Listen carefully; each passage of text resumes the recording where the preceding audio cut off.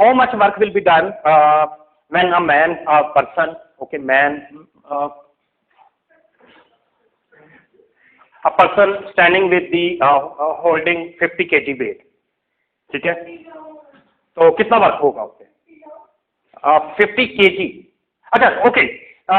Actually, I know. Okay, you are. Why I'm using the instead of Newton, force is actually weight is always measured in the unit with the Newton. Okay. Here weight mean mass. मतलब आमतौर पे ये आपने everyday life से word choose किया, ठीक है? That is not technical. I agree. This is actually the word is the mass. 50 kg mass. kg is unit of the mass. Mean if क्योंकि अमूमन तो आप वजन जो है वजन नहीं होता, weight नहीं होता, वो actually mass होता है, जैसे हम आम जिंदगी में weight कहते हैं. लेकिन that word are chosen from the everyday life. Okay, so that's why. I think you must not be confused with this word. Actually, this is not a. I agree. This is not a weight, but it is actually the mass. You are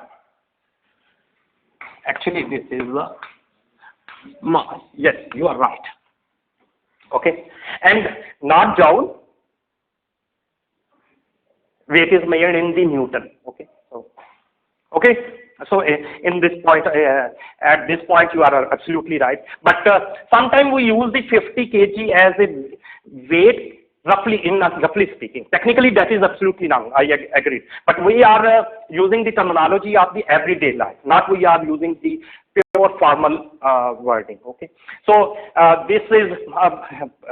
For example, in quantum mechanics, sometimes we use the mass, or in a particle physics, we use the particles, electron as a particle, photon as a particle. Okay, we say that these are the bosonic particles, these are the fermionic particles. In quantum mechanics, we roughly say that this is quantum particle, this is a classical particle. Actually, they are not particle. We know that in quantum mechanics, nothing is a particle, nothing is a wave. We don't know, because when the size of the when size approaches to Planck's length, we can't distinguish between the masses and the wave. But these are roughly speaking words. So, okay, so that doesn't mean that is a pure particle. That doesn't mean that is a pure masses. क्योंकि quantum mechanics में और classical mechanics में difference ही यही है. In classical mechanics, everything is observable. Every physical quantity is observable. Observable means you can measure. Okay. For example, if you are interested to find the velocity, how you will find, you will take the derivative with respect to time. Change of the position. Okay, when you take the derivative of position with respect to time, that will give you the velocity. When you are interested to find the kinetic energy, firstly you will measure the velocity, take the dot product velocity, magnitude of square of the magnitude, and multiply mass and 1/2. That will give you the kinetic energy. That is the classical. But in quantum mechanics, everything can't be measured. Quantum mechanics का मतलब क्या है? क्या मतलब है? Quantum mechanics के पांचों postulate एक ही बात करते हैं. आप पांचों पोस्टुलेट ना याद करो, सिर्फ एक पोस्टुलेट याद कर लो, तो उसमें पांचों की बात आ जाती है. क्या है वो?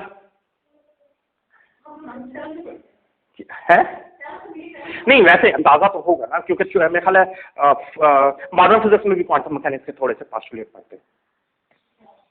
ठीक है, कि मेनली मैं आपको बता देता हूँ, इसका थोड़ा बहुत तो कंसेप्ट होगा, क्योंकि फिजिक्स नहीं है तो कोई मसला नहीं है, वो तो मैं वैसे ही साथ बता रहा हूँ कि आप किसी चीज को मेजर नहीं कर सकते. इन क्वांटम लेवल आप अपनी इस इग्नोरेंसी को एक्सेप्ट कर रहे हो कि आपका नॉलेज जो है या आपके दिमाग की लिमिटेशन है. क्वांटम मैकेनिक्स नहीं, uncertainty principle is the totally different. Quantum mechanics is not based on the uncertainty. सबसे पहले जो अनसर्टेनिटी प्रिंसिपल आया था वो क्लासिकली आया था.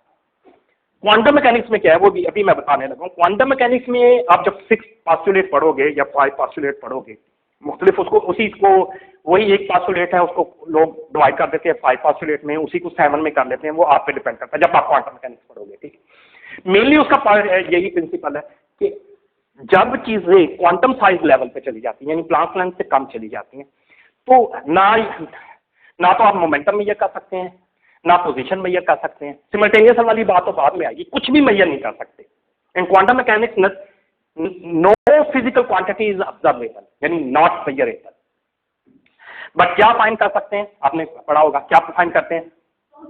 प्रोबेबिलिटी, यस, आइगन्स वैल्यूज, जो कि एक्सपेक्टेशन वैल्यू से निकलती हैं, average probable values. You can only find these expectations value. You can say that ये energies possible हैं, ये momentum possible है. You can't ensure that these are the positions, that is the momentum. That is the difference between classical mechanics and quantum mechanics. In quantum mechanics, you define the Hermitian operators because operator is nothing, only give the eigenvalue, means projection, means as I have already explained what is the meaning of projection. ये सब चीजें हम discuss कर चुके हैं. लेकिन classical में आप हर चीज मेजर कर सकते हैं. तो अनसर्टेनिटी प्रिंसिपल भी इसलिए मैं कहता हूं क्वांटम मैकेनिक्स का लिए कि क्वांटम मैकेनिक्स में कुछ मेजर ही नहीं किया जा सकता सिमल्टेनियसली की तो बात. हाँ, प्रोबेबिलिटी की बात आप कह सकते हो कि दो ऑपरेटर्स की आइगन वैल्यू की. क्लासिकल में आप पोजीशन मेजर कर सकते हो या मोमेंटम मेजर कर सकते हो. ठीक है, सिमल्टेनियस वाली बात, ये सिमल्टेनियस वाली बात क्वांटम मैकेनिक्स में भी आती है, लेकिन क्वांटम मैकेनिक्स में वो उनकी आइगन वैल्यू के लिए आती है. That is the main difference. तो आपने आज क्या सीखा कि क्वांटम मैकेनिक्स में और क्लासिकल मैकेनिक्स में क्या डिफरेंस है? अगर कोई आपसे पूछता है, कोई समान बच्चा पूछता है. हाँ जी, क्वांटम मैकेनिक्स में आप सिर्फ एक्सपेक्टेशन वैल्यू निकाल. असल में प्रोबेबिलिटी इसलिए नहीं हो सकती, ये प्रोबेबिलिटी ये दो चीजों का कॉम्बिनेशन है, प्रोबेबिलिटी एंड एवरेज का. ठीक है, ये स्टैटिस्टिक टर्म से आई है. You are absolutely right. ठीक है, रफली स्पीकिंग वो भी ठीक है. ठीक है, प्रोबेबल यो मतलब बहुत सी इन्फिनाइट वैल्यू पॉसिबल है, उनमें से चंद वैल्यूज आप फाइंड कर सकते हैं. दैट इज दी मतलब प्रोजेक्शन आप जो है आइगन वैल्यू फाइंड कर सकते हैं क्वांटम मैकेनिक्स में. यस,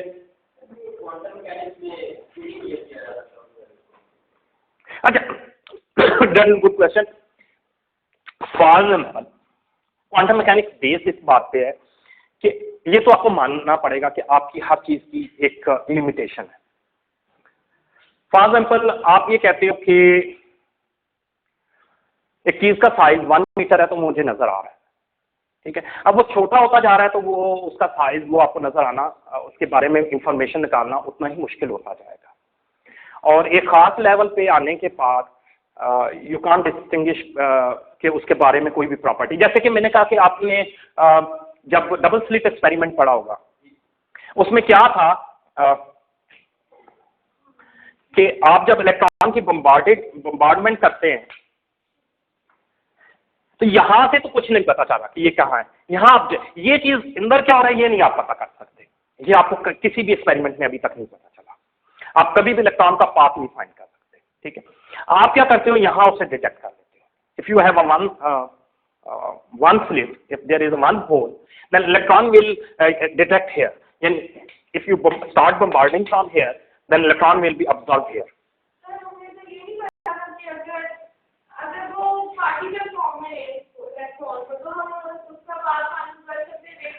नहीं, मेरी बात सुनो. आपके इस सवाल का मैं जवाब देता हूँ. अगर हम उसे पार्टिकल फॉर्म में लें तो उसका पाथ मेजर किया जा सकता है. आप ये कह रहे हो ना? ठीक है, नहीं सुन लो इसमें मैं अभी बात. ठीक है, अगर पार्टिकल फॉर्म में ले तो उसका पाथ मेजर किया जा सकता है. तो फिर हमारा दिमाग खराब है, उसे हम वेव फॉर्म में जब मेजर किया जा सकता है तो बस निकल गया. एक चीज, मेरी बात क्वेश्चन है ना कि आपको एक चीज पता है, जिस तरीके से आपको पता चलता है. असल प्रॉब्लम है कि आपको चीज का पता चल रहा है.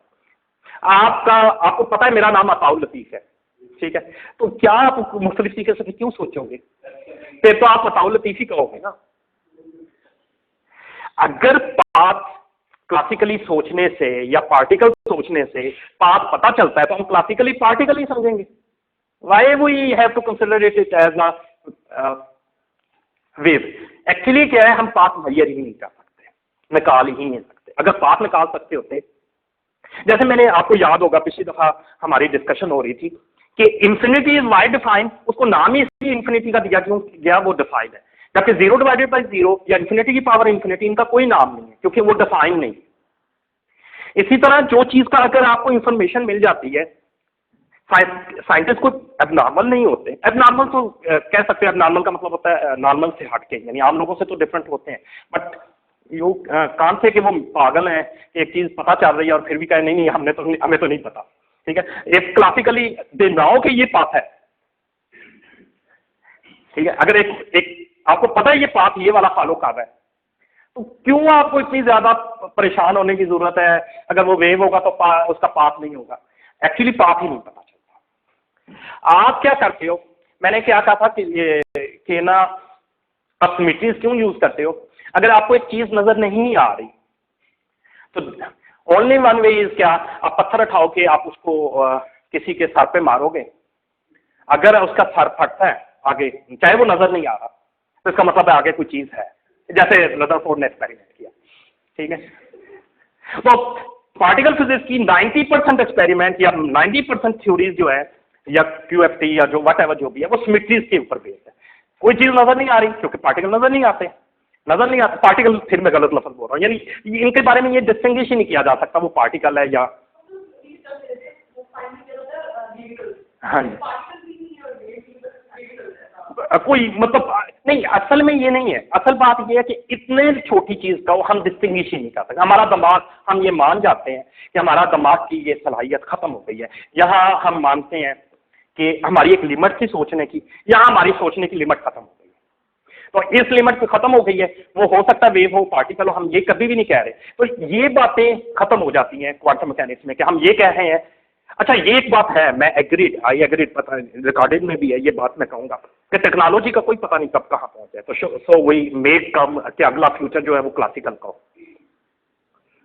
असल बात तो ये है ना, जब तक आपको बात नहीं पता तो तब तक क्वांटम है, आप उसकी पॉसिबिलिटीज निकाल रहे हो। अगर वेव हो तो ये पॉसिबिलिटी है, पार्टिकल हो तो ये है, ये फलाना हो तो ये पॉसिबिलिटी है। जब चीजें मेजरेबल होनी शुरू हुई अगर फ्यूचर में, तो क्या होगा, वो ऑब्जर्वेबल बन जाएंगी, मतलब मेजरेबल हो जाएंगे, और जब मेजरेबल हो जाएंगी तो then that will be become a classical. अच्छा, हुआ क्या था, मैं ये बता रहा हूं, हुआ क्या था कि यहां से जब इलेक्ट्रॉन को डबल स्लिट एक्सपेरिमेंट में क्या हुआ, व्हेन इलेक्ट्रॉन इज थ्रोन, मतलब बम्बार्ड किया गया, ठीक है, एक्सेलरेट किया गया, वो तो हमारे पास टेक्निक थी। ये हमें नहीं पता यहां क्या कुछ हुआ, यहां नहीं हम पता चला सकते। यहां हमने डिटेक्ट किया तो यहां वो डिटेक्ट हो गया, तो इसका मतलब क्या है, इलेक्ट्रॉन यहां से यहां तक स्ट्रेट आ गए, ठीक है। अच्छा, यहां तक तो बात ठीक थी, इसलिए सब खुश हो गए कि ये तो हमारे रिजल्ट सामने पता चल गया, यहां से सुराख में फेंका, यहां से आ गया, बस बात खत्म हो गई। तो ये तो बिल्कुल क्लासिकल पार्टिकल की तरह ही है कि अगर एक होल हो तो वहां से गुजर जाएगा। लेकिन इलेक्ट्रॉन ने बड़ा अजीब बिहेवियर किया, जब हमने यहां दो स्लिट कर दिए और यहां इंटरफेरेंस पैटर्न बन गया, कि यानी इलेक्ट्रॉन इन दो पाथों से भी गुजर है। अगर हमने 3 पाथ किए तो इलेक्ट्रॉन इन तमाम पाथ से गुजर रहा है।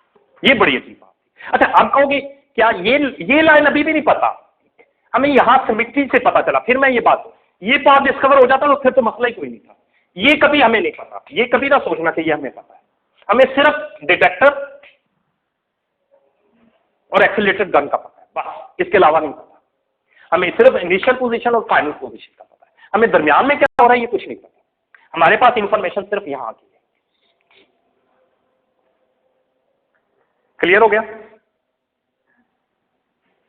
ओके। अच्छा, तो डबल स्लिट एक्सपेरिमेंट ने ये कहा कि हम कभी ये नहीं फाइंड कर सकते कि इलेक्ट्रॉन कौन सा पाथ चूज करता है। पहले तो हमने कह दिया कि इलेक्ट्रॉन एक पाथ चूज करता है, एक पाथ पे चलता है, लेकिन जब हमने 3 होल किए, 2 किए, 3 किए, 4 किए, स्लिटें बढ़ाते गए, तो वो तो हर पाथ से निकल रहा था। और अजीब बात ये थी कि इसका कोई एक्सप्लेनेशन, मैथमेटिकली कोई एक्सप्लेनेशन नहीं है।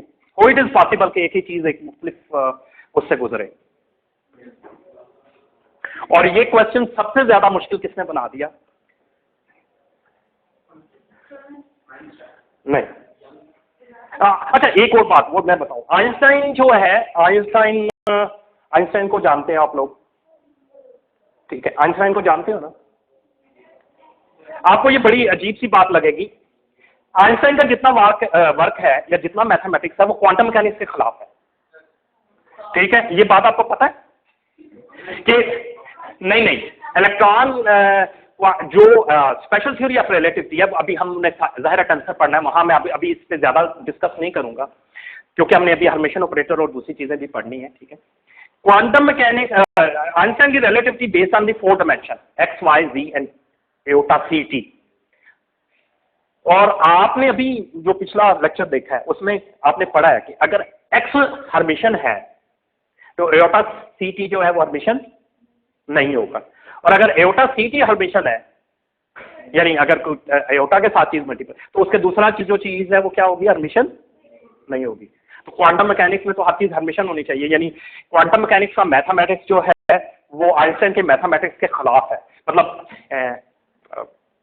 वो if you think relativity is true then quantum mechanics is wrong. If you say that the operator, मैं वो बताऊंगा कैसे ऑपरेटर अलजेब्रा था, ये हमारा अगला कोर्स है, ठीक है operator.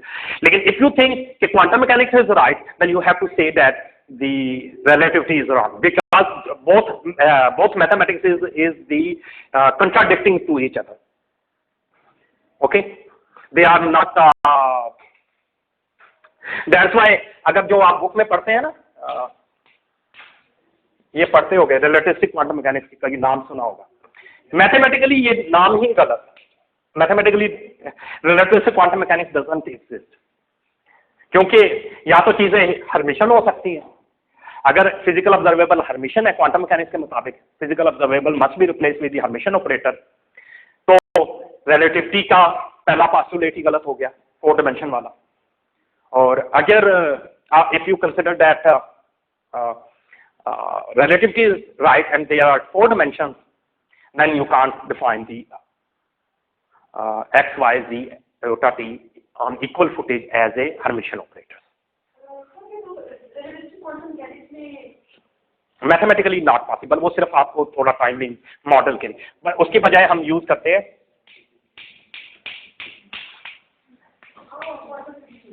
That's why quantum field theory is the replacement. ये कंसिस्टेंट है, that is consistent, that is the sum of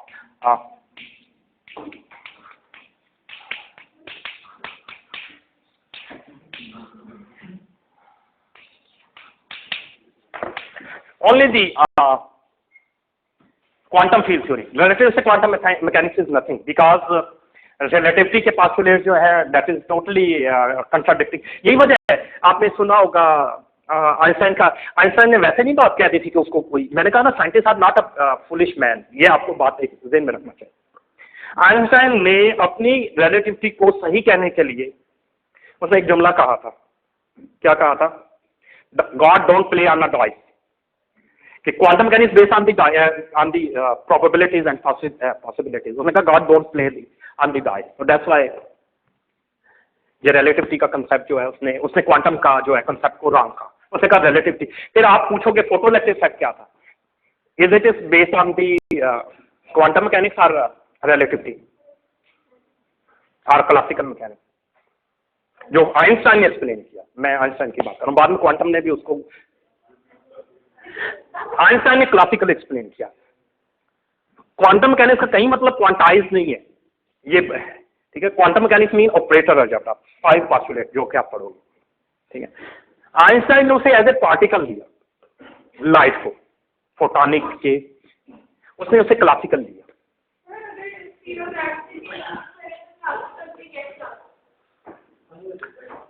classical किसे कहते हैं? क्लासिकल, मैंने आपको मेन डिफरेंस बताया। What is the difference between classical mechanics and quantum mechanics? If things are observable then that are a classical mechanics. If you are using the operator algebra, things can't be measured but only find the eigen's value, then that will be a quantum mechanics. Okay, so relativity is not based on the मैं तो जाहिर है दोनों पे काम करता हूँ, quantum field theory पे काम करता हूँ। बेसिकली क्वांटम मैकेनिक्स बनाने से पहले मैंने आपको कहा उसके लिए पहले क्लासिकल मैकेनिक्स बनानी पड़ती है। सो आई नो दैट कि firstly you must know about the classical mechanics and then you have to transform into the quantum mechanics. Okay, got it? अच्छा, ये हम आगे चले गए, ठीक है। तो ये किसी ने क्वेश्चन पूछा, अच्छा नहीं, मैं एक बात कर रहा था, तो relativistic quantum field theory, that's why that is QFT, आपने बड़ा नाम सुना होगा, स्ट्रिंग थ्योरी, दैट्स अच्छा, स्ट्रिंग थ्योरी की भी एक अपनी कहानी है। नहीं, अब QFT में अब ग्रेविटी को नहीं इंक्लूड करते, स्पेशल थ्योरी ऑफ रिलेटिविटी को करते हैं, उसमें ग्रेविटी को इंट्रोड्यूस कराना बहुत मुश्किल काम है। So that's why you have to jump to this string theory. Gravity is not possible, मतलब उसका मैथमेटिक्स में जो वो चेंजिंग है, काफी चेंजिंग करनी पड़ती है, ठीक है। बट हम उस डिटेल में नहीं जा रहे, QFT is not our topic. ये तो 7 छोटी छोटी बातें आपके इंटरेस्ट के लिए हो जाती। अच्छा, इस quantum mechanics is based on 2 mathematical formalism. एक, one is defined as canonical quantization, one is defined as the path integral formalism. That is the most difficult formalism. Quantum mechanics is has based on two formalism.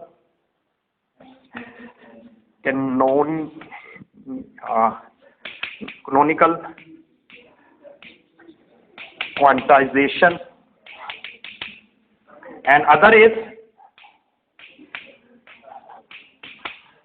path integral formula. What is the difference between the canonical quantization and path integral? Okay, क्या difference है?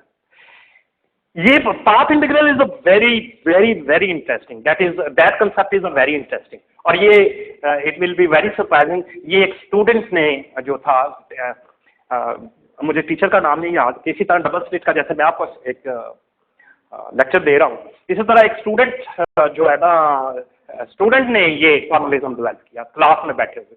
उसने क्या किया, when teacher was delivering the lecture on the double slit experiment, he claimed that if there is a two slit, what is the double slit?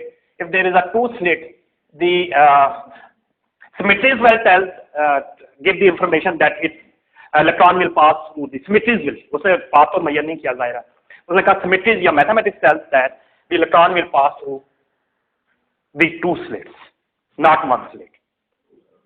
ठीक है. और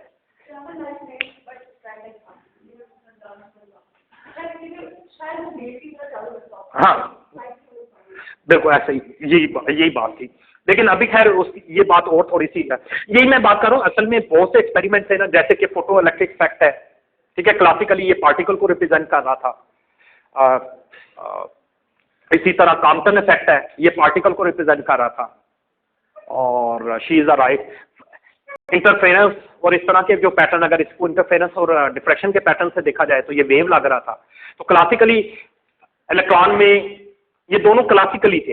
एक school of thought trying to prove that they are a particle, one school of thought is proving that are wave.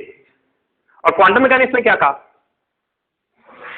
दोनों को combine कर, यानी दोनों की कॉम्बिनेशन जो सुपरपोजिशन प्रिंसिपल है, that used in the quantum mechanics. ठीक है, हाँ मतलब दोनों को कंबाइन कर दिया.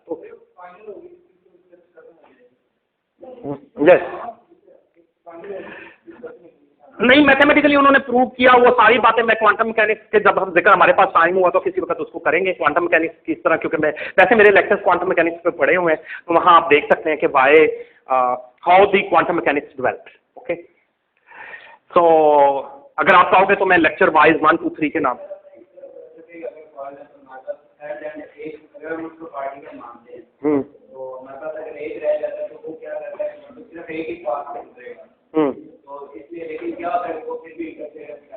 हाँ वेव, लेकिन अगर सिर्फ वेव सब करते तो तब भी क्लासिकल था, और अगर सिर्फ पार्टिकल कंसिडर करते तो क्वांटम मैकेनिक्स ने क्या किया, उसको दोनों को कंबाइन किया. अच्छा, बैराक के ज़हन में बड़ी मजे की बात आई. उसने कहा sir if there is a two slit, electron will pass through the both slit, but if there is a three slit what will be happen? Yes, the professor answered that electron will pass from the three slits. But Raj was not satisfied. He raised the hand. I agreed and I understand if there is a three slit, electron will be passed through all three slits. But my question is, if there is a fourth slit, what will be happen? बड़ा फजूल सा question लग रहा है, लेकिन बहुत इसके बाद में आपको बात पता चलेगी. उसने कहा कि नहीं, मैं सर एक और बात सोच रहा था, आपने तो 3 की बात कर दी, वो मुझे समझ आ गई. अगर वहां 4 स्लिट होती तो फिर क्या होगा? चारों से गुजर जाएगा. जो answer was straight forward, that will be pass through the fourth slit. इससे मुतमिन हो गए. कहता I am satisfied sir, but my question is again, question is if there is 5, 6, 7 slit, then what will be happen?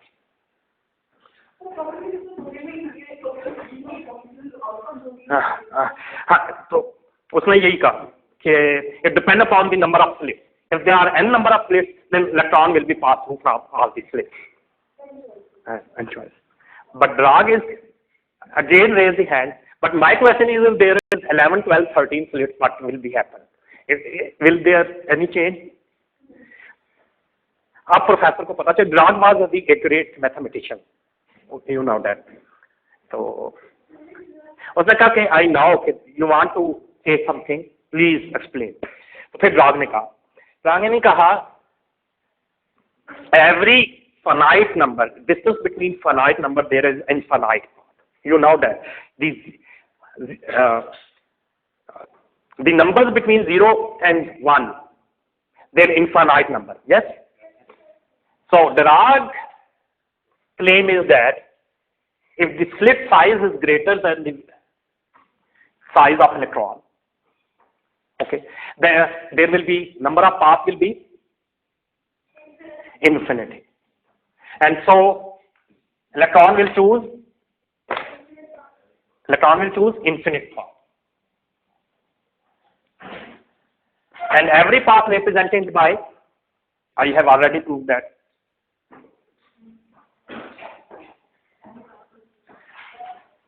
In the last lecture we have proved every path is represented by single line integral.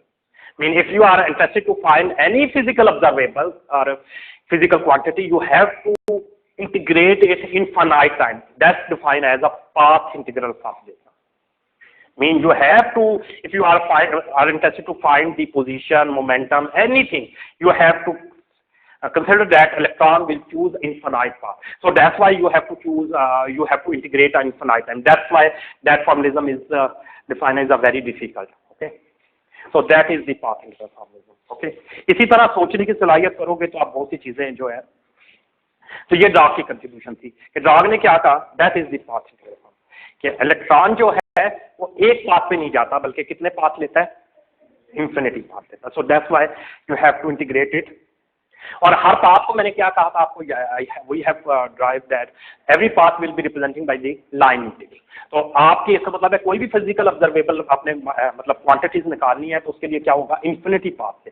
तो infinity path यानी infinity integration करके करो तो वो कहलाएगा path integral फॉर्मुलिज्म. और commutative bracket के through जो फॉर्मुलिज्म बनाते हो या रिप्रेजेंटेशन ऑपरेटर निकालते हो, that will be defined as a canonical quantization. ठीक है, क्लियर हो गया सबको?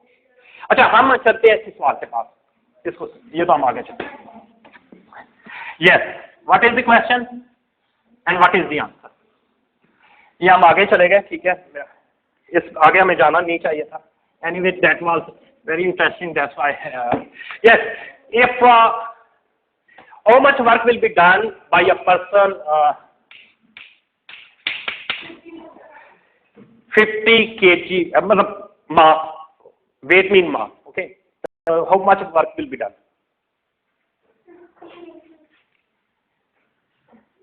It is looking like that must be a zero because that is holding and there is no change in a path, and when we multiply zero with the any number, then the result will be a zero, but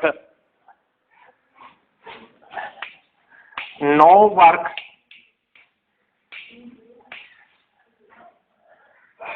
will be none by man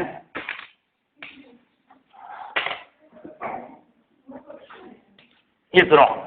Okay, so this answer is wrong. Firstly, तो हमारे ज़हन में यही बात आई थी कि work will be zero because when we multiply with zero and the answer will be a zero.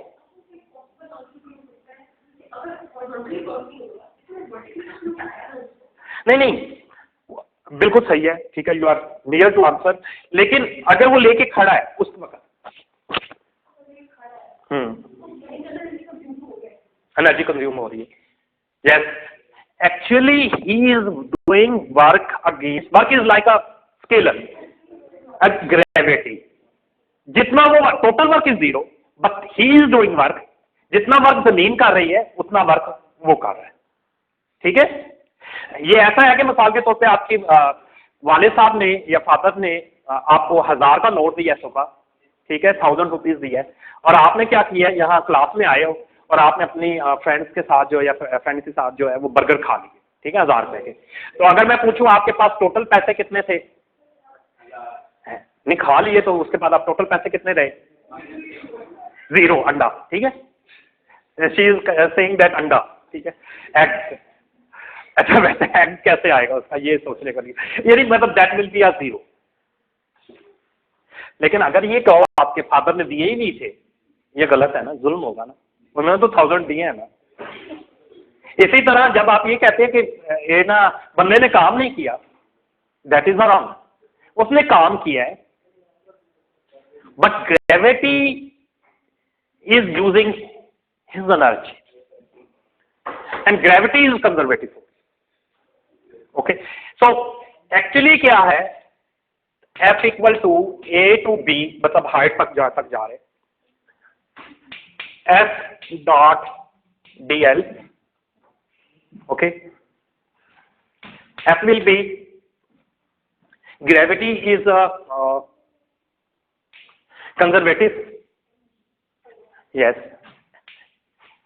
mg, no, force is weight and weight is mass multiplied by acceleration। F equal to ma नहीं होता, simple है, F equal to ma, और a को अगर आप g से replace कर देते हो, ठीक है, F equal to m a होगा, m और a is equal to g।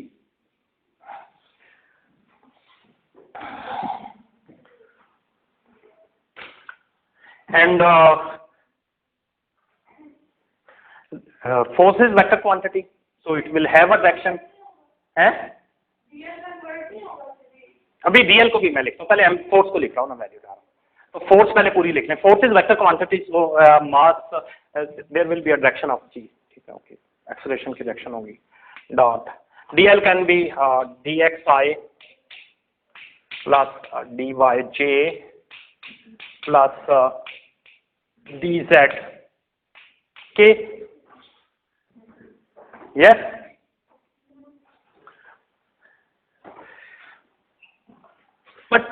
but here is something, yes, what will be the direction, that must be g k, g k, मतलब अच्छा, now it there is two question, g must be a minus g k, why it must be a negative,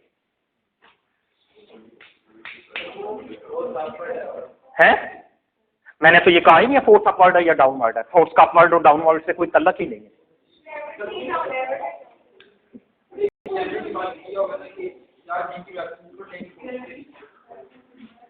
नहीं, yes, that's the answer, that is the first lecture about this, ठीक है। हर मेरा question जो है that will be based on the your question जो है वो आपके लेक्चर्स में से कहीं होगा, इसलिए दिमाग ज्यादा यूज करने के बजाय जो मेरे लेक्चर्स हैं, मैं कोई क्वेश्चन ऐसा नहीं पूछूंगा कि जो आपकी मेमोरीज पे ज्यादा डिपेंड कर रहा हूं, हर क्वेश्चन उस लेक्चर से रिलेटेड होगा जो लेक्चर्स मैंने आपको दिए। So gravity is a attractive since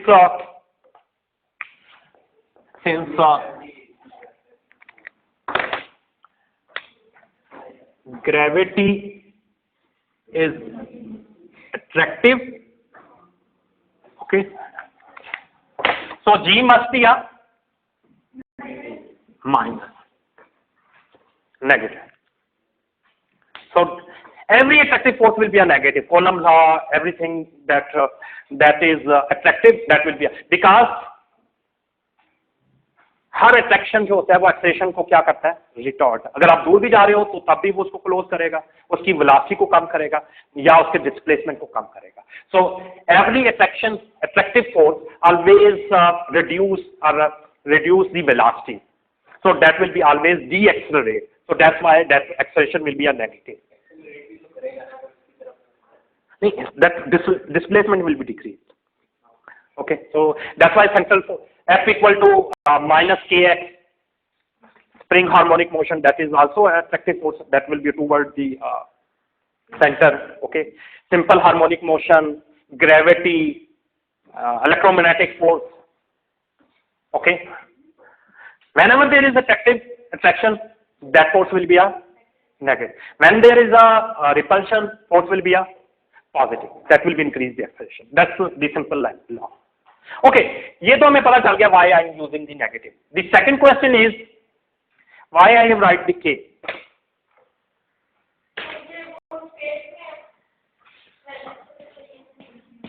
अच्छा वो तो ठीक है कि मैंने इंडिसेस कौन सा, but why I am not using I J K, but why I am using the only the K. Here I have divided the L into three components, dx, dy, j, dz k. But I'm not dividing the g into three components. I must write I unit vector plus j unit vector plus k. But I'm not writing here. Why?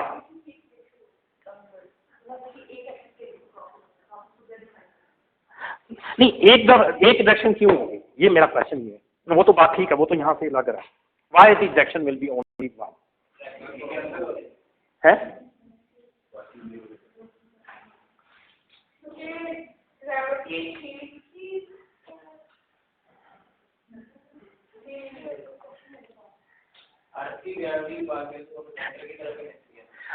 हाँ, लेकिन मैंने कहा try to use your memories as less as you may. ठीक है, उसको कम से कम इस्तेमाल करो, थ्योरेटिकल फिजिक्स की तरह सोचना शुरू करो. Reason, you must now the reason. क्यों होंगे, मैंने वही पूछा, क्यों कैंसिल होंगे. फॉर एग्जाम्पल, मैं लेट्स सपोज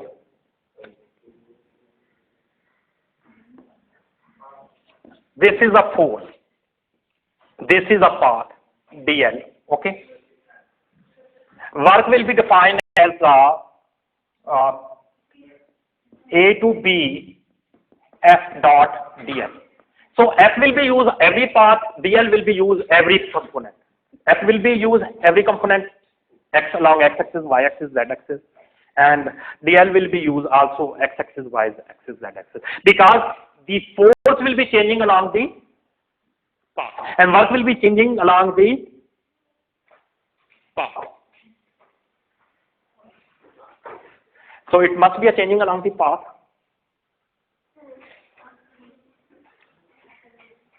Okay. अच्छा ओके, ये हम अर्थ का वर्क लगा रहे हैं. ठीक है,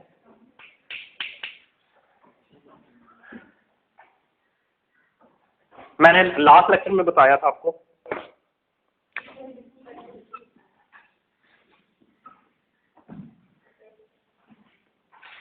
If force is conservative, then path will be not important. Then one x will be along. That will be along the one length. Okay, because gravity is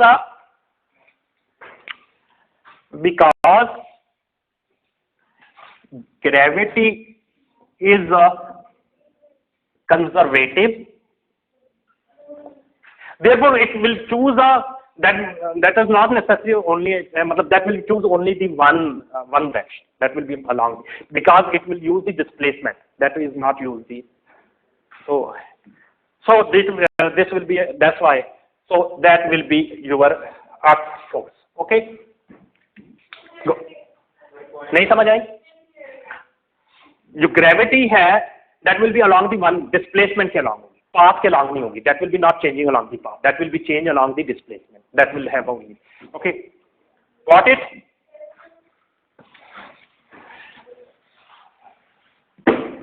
So A to B mg k dot dx I plus dy j plus dz k. When you take dot product, I dot j will be 0, j dot k will be 0, only k dot k will be 1, remaining all will be a 0. यहाँ minus बाहर आ जाएगा. ठीक है. So this will be equal to minus A to B mg k dot k is equal to 1. Okay, is that? May I write in this way? Okay.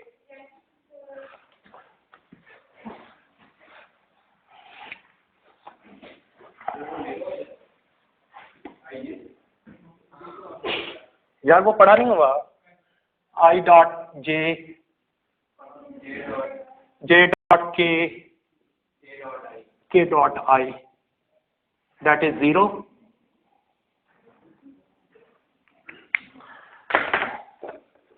and k dot k that is 1. Okay, यही sir बचेगा, बाकी सारे 0 हो जाएंगे. ठीक है. Okay.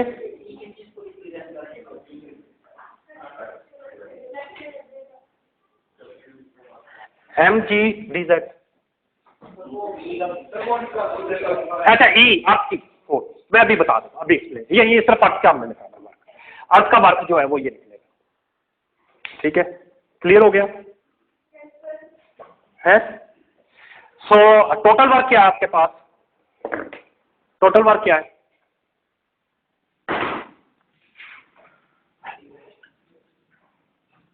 मैंने कहा दो चीजें वर्क कर रही है. कौन कौन? अर्थ और एक पर्सन. ठीक है. And that is total work is 0. Total work is 0. Yes, system work done on total work done on a system that will be अ 0. ठीक है. दैट्स सो मैन वर्क क्या हो जाएगा? Negative of earth work. Okay, and that will B minus mg sorry negative plus हो जाएगा, minus multiply by minus, that will B plus mg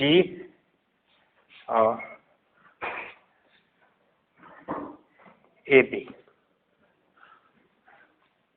Okay, for non-relativistic mechanics, for non-relativistic mechanics and distance is small because that is the very small distance, because the man is holding the means अर्थ के size के हिसाब से तो वो बहुत small है, तो इसका मतलब ग्रेविटी का इतनी वेरिएशन पे नहीं डिपेंड करेगा.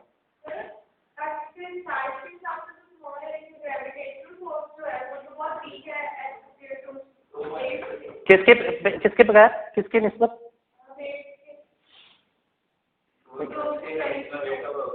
उतनी वेट के बराबर होता है.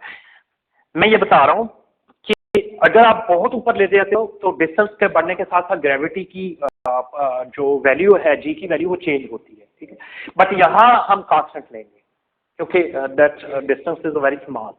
मतलब इतनी हाइट होगी, इतनी होगी, कितनी होगी. ठीक है, एक बंदा बहुत ही लंबा होगा तो ठीक है, मेरे जितना छोटे काट का नहीं होता है, 6 फुट का होता है, तो 6 फुट तक ही जाएगी ना. तो आपके साइज से तो बहुत छोटा है ना, तो ग्रेविटी की वैल्यू में इसका फर्क नहीं पड़ेगा. ऐसा ही है ना. तो क्या आ जाएगा? तो m भी कांस्टेंट आ जाएगा, m भी कांस्टेंट आ जाएगा, और g भी क्या आ जाएगा? Both will be constant. And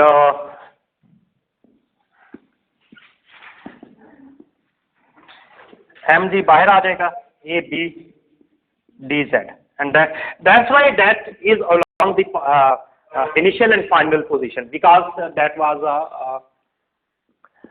mg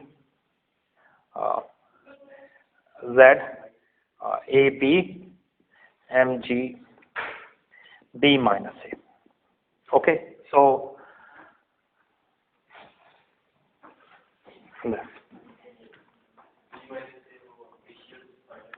initial से हाँ जी, ठीक है ma'am. how much that will be, the man will be doing work equal to the potential energy. Okay, that's mean that will be not 0, but that will be equal to the potential. Yes, आप कुछ पूछ.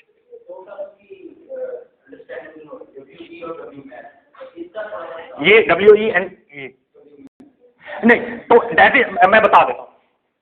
Total work is 0. ठीक है. There are two things are doing work. There are two forces. Number one force is Earth. Earth is applying the force, and the other is man is doing the work. Okay, so that's why. Okay, this E mean work done by Earth, and man तो नजर ही आ रहा है मेरे ख्याल में. यानी आपको ज्यादा कंफ्यूजन हो रही है तो यहाँ ERT एक्चुअली. अब ठीक है. अब मेरा ख्याल है ये इसको चेंज कर दो. आप ठीक हो जाएगा. आप समझ आ गई. ठीक है. So work done by man will be not 0.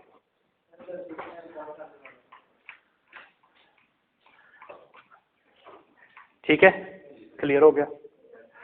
यहां तक कोई क्वेश्चन है? ओके.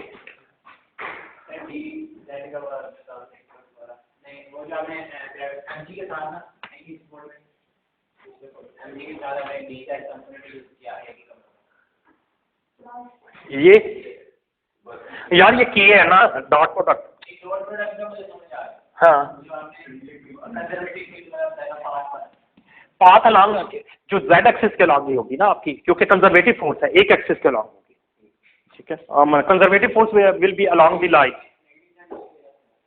नहीं, negative is all attractive forces negative. तमाम अट्रैक्टिव फोर्सेस नेगेटिव एक्सेलरेशन लगती हैं. That's why they will decelerate. या डिस्टेंस कम होगा तो टूवर्ड सेंटर होती है ना हमेशा. या तो डिस्टेंस कम होगा, या जो है अगर दूर जा रहे हैं तो ये ना वेलोसिटी उनकी कम हो रही होगी. तो that's why that is defined D acceleration. ठीक है. आपके पास वेलोसिटी किसके बराबर होती है, एक्सेलरेशन किसके बराबर होता है? ठीक है. So mean if the velocity is in opposite direction, even then that will be a negative, and if they are same direction, then even their velocity will be decreased. The magnitude of velocity that is defined as a deceleration. Whenever there is a deceleration, they will be defined as an attractive force. Okay, that's why now the question is why opposite charges attract. If the according to Coulomb law, the force is always directly proportional to the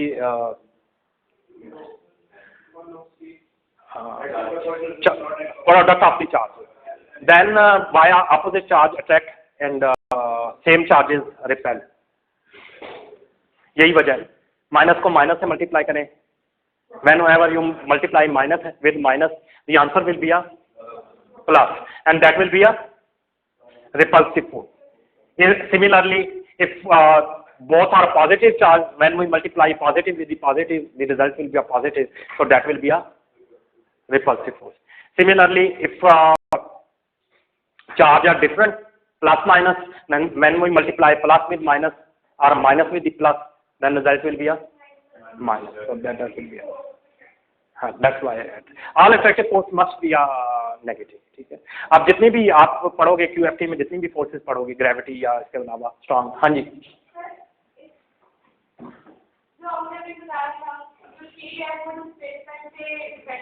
अच्छा, हाँ ठीक है.